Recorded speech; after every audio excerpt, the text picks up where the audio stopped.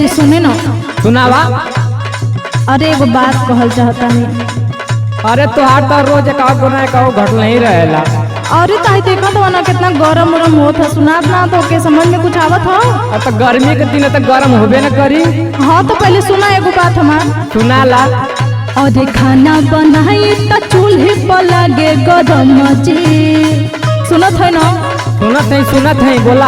खाना बनाई तो चूल्हे पर लगे गरम जी, गैस भरवा दे बलम जी।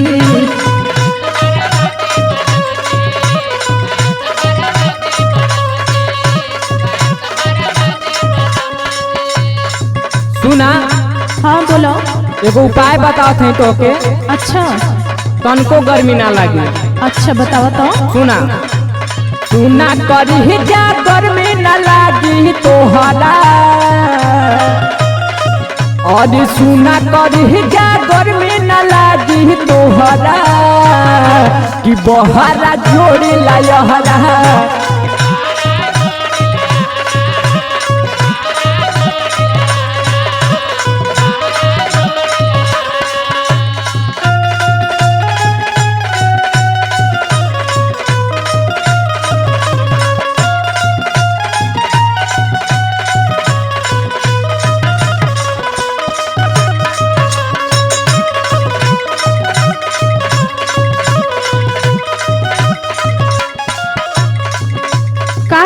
अहरा जोली बहरे।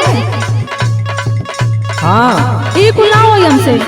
अरे ता पैसा ही गर्मी लगी। सुनो। सुनावा। खड़ा होके के पाँव पर सारा कमवा,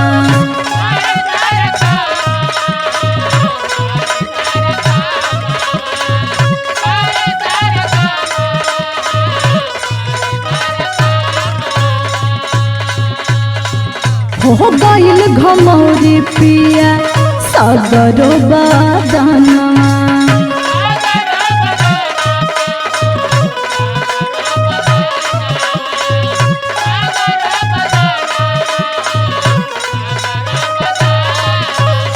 हाय देखा तो ना ऐसा करी कुल घमौरी हो गइल बा, हमके बहुत दिक्कत होता समझा। तो यही से न कहती बारा आरा जोड़ला। नहीं हमसे उकुल ना हो, तू चुपचाप गैस खाली भरवावा। सुनो। सुनावा।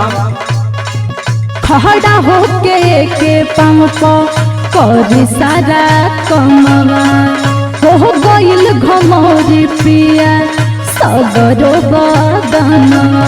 और सुनो। सुनावा। सुनावा। केतनो पोहती पाउडर न मिले रमजी। सुनत हुआ ना? केतनो पोहती पाउडर न मिले रमजी, गैस भरवा दी बलम जी।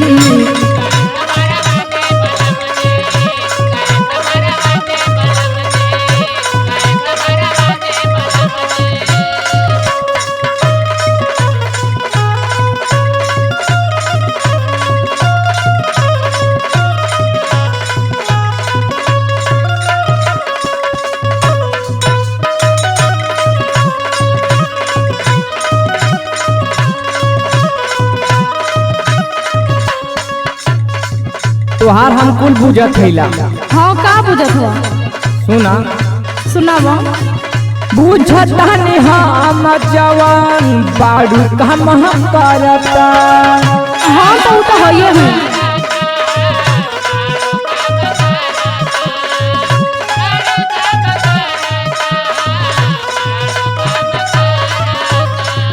गए के भोजन नहीं हम से सह परता।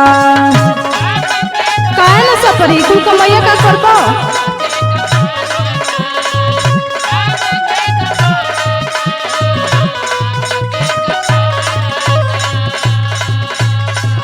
ए रानी का हो? सुना। सुनाबो। बुझता नहीं हम जवान बाड़ू काम हम करता। गए के भोजन नहीं हम से सह परता। सुना। गाँव पूरी होवे न कवन शहर। हाँ तो उसी का और गाँव बुहरे हवे न कवन सहरा कि बहरा जोड़ी लायहरा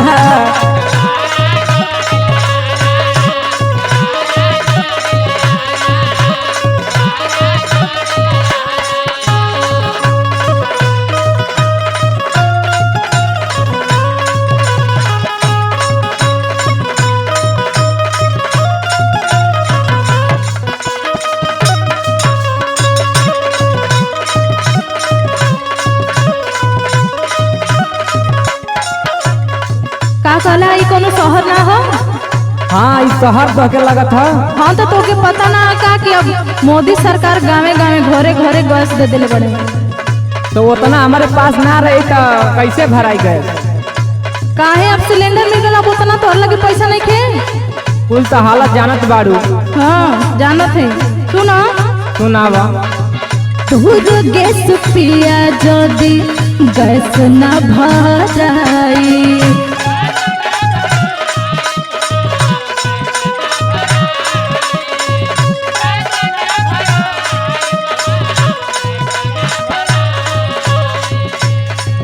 भर गर्मी जाके हम नहीं हरे बीताई।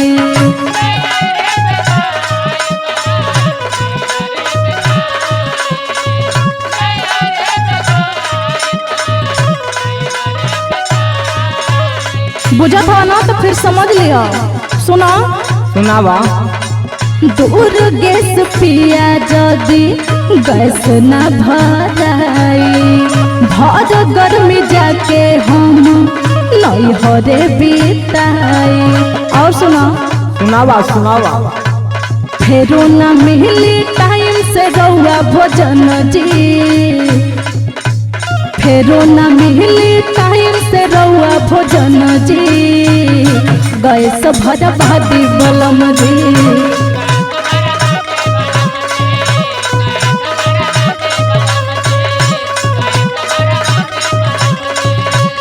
बहरा जोड़ी लायहरा गैस भरवा दी बलम जी, कि बहरा जोड़ी लायहरा गैस भरवा दी बलम जी, कि बहरा जोड़ी लायहरा। हम ना जोड़ो।